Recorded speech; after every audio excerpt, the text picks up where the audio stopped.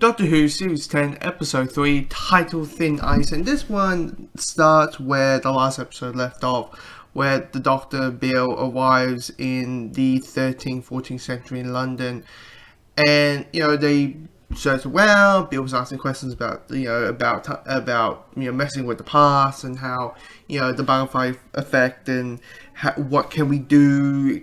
Do we touch anything? Do we not? And what the Doctor says, just acting like a normal day, just don't do anything stupid. And it's happening.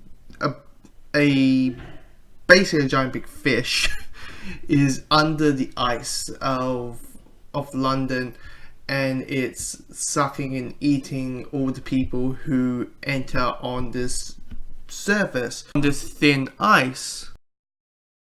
Doctor and Bill trying to find out what's eating these people and how can we make it stop. I found this episode a little bit of a mess, basically because you are dealing with two stories that don't mush well. You have the story about fish under the ice and that's killing a bunch of people and such, and the Doctor and Bill needs to stop it. And then you got this other story about these group of kids who are basically forced to steal and become thieves and make them have shelter and eat and drink and stuff like that. But the problem is, once again, these stories don't mush well to the point it does, you can't forget what the other story is. When you focus on the main plot, you forget about the kids. When it focuses on the kids, you forget about the plot. And for me personally, it needs to, if you're going to have several stories out for the episode, it needs to be connected in a way that feels really not as a tribe.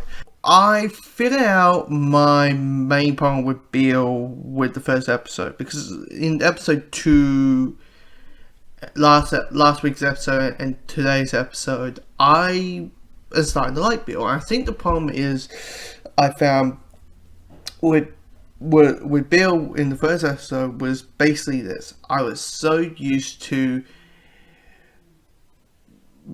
basically since 2010 when Steven Moffat became the showrunner and the head writer of Doctor Who, he basically makes every companion kind of like there's something very special about them, but Amy Pond was the girl who waited, and the crack of the walls, you had Claire being the girl who saved the Doctor, Roy being the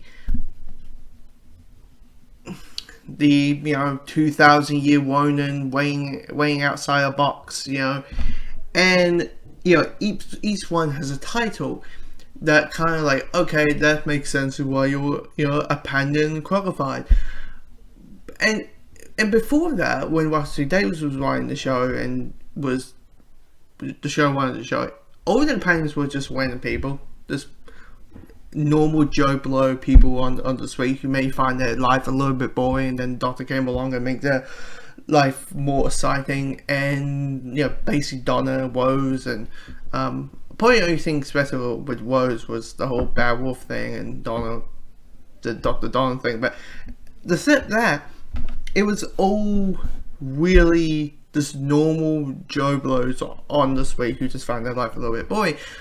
And then we're going back there. So probably the issue probably was, it's just I was so used to how it normally was for the last 7 years. And of course, I was going to ask what about the vote, the ending, the last 30 seconds. Everybody's asking, who's behind the vote, who's knocking. Is it the Master? And I don't think it is the Master. I don't think it's Johnson's Master, mainly because he knocks. The knocking that happened 3 times. It would be 4 times to be like, yeah, that's the Master. Now you could say the moment you do 4, it's a little bit too on the nose, but who's in it? It could be Missy, like Missy's playing, doing the 1, 2, 3, 4 thing. But I don't think it's a Master. I could be wrong. I'm happy at Shu to prove that I'm wrong, but I don't think it's the Master with the whole vault thing. It's an okay episode. I like the two stories, but I wanted it a little bit more connected together.